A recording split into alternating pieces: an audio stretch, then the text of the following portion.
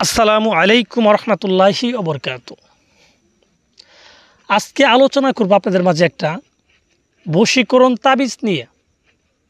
বশীকরণ তাবিজটা হচ্ছে যে তাবিজটা প্রয়োগ করার মাধ্যমে কোনো কাঙ্ক্ষিত ব্যক্তিকে নিজের বাধ্য করা যায়, নিজের বশ করা যায়, নিজের গোলাম বানানো যায়।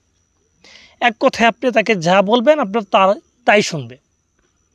এটা বিশেষ করে স্বামী স্ত্রীর ক্ষেত্রে যদি করেন, যে আপনার স্বামী আপনার কথা শুনেন, আপনার অবাধ্য, অন্য জায়গায় পরকীয়া করে বা অন্য কোনো মেয়ের সাথে মেলামেশা করে, সেই ক্ষেত্রে যদি আপনি আপনার স্বামীর জন্য এই তাবিজটা করেন, তাহলে সেই স্বামী সকল প্রকার পরকীয়া সম্পর্ক বিচ্ছিন্ন করে বা ছিন্ন করে আপনার কাছে ফিরে আসবে এবং আমৃত্যু সে যতদিন বেঁচে থাকবে সে আপনার কথা মতো চলবে, ভালোভাবেই চলবে। পরিপক্ষভাবে যদি কোনো মেয়ে কোনো ছেলে একজন ছেলে যদি একটা মেয়ের জন্য করে বা নিজের স্বামী যদি কোনো স্ত্রীর জন্য করে, সেই স্ত্রী কিন্তু সেম টু সেম একইভাবে যতদিন দুনিয়াতে বেঁচে থাকবে সেই স্বামীর বাধ্য হয়ে থাকবে, নিজের গোলাম হয়ে থাকবে। তাকে যা হুকুম করা হবে তাই কিন্তু পালন করবে।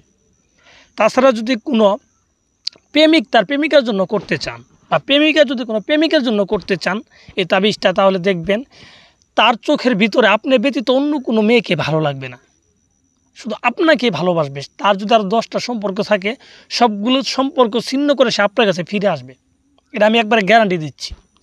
কিন্তু কথা হচ্ছে, আমি যেতভাবে সহজভাবে বলছি জিনিসটা কিন্তু অতটা সহজ না। যদি আপনি তাবিজটা সঠিকভাবে লিখতে পারেন তাহলে কিন্তু আপনার এই কাজগুলো হবে। এই কাজটা আমার মুখের কথা দিয়ে কিন্তু সম্পর্ক নেই, তাবিজের সাথে সম্পর্ক।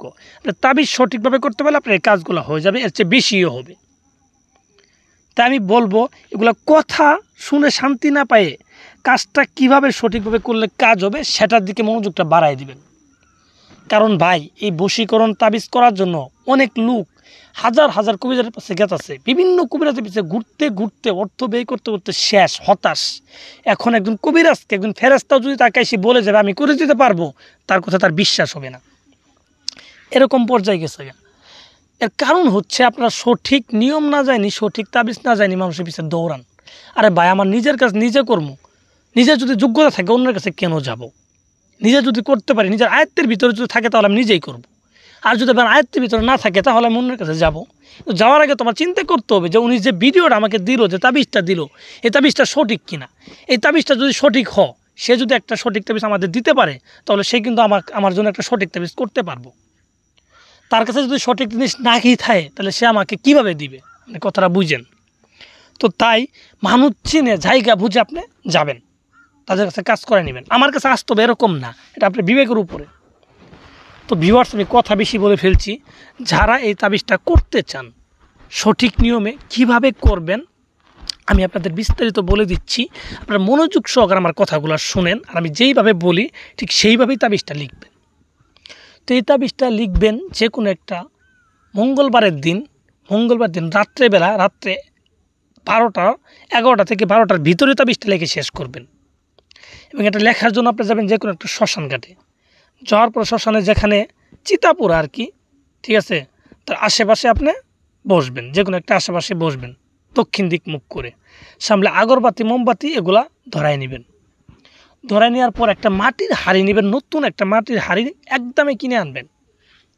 কিনে আনার পরে সেই মাটির হাঁড়ির উপরে এই তাবিজটা অঙ্কন করবেন। আমি যেভাবে আঁকাইছি আপনার সেম টু সেম একইভাবে এই তাবিজটা অঙ্কন করবেন।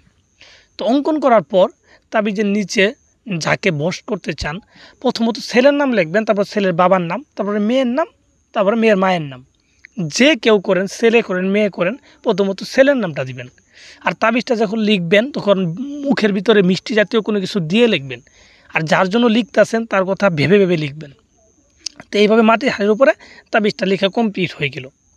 হয়ে যাওয়ার পর এই তাবিজটা মাটির হাড়ির উপরে যে লিখবেন, কি দিয়ে লিখবেন?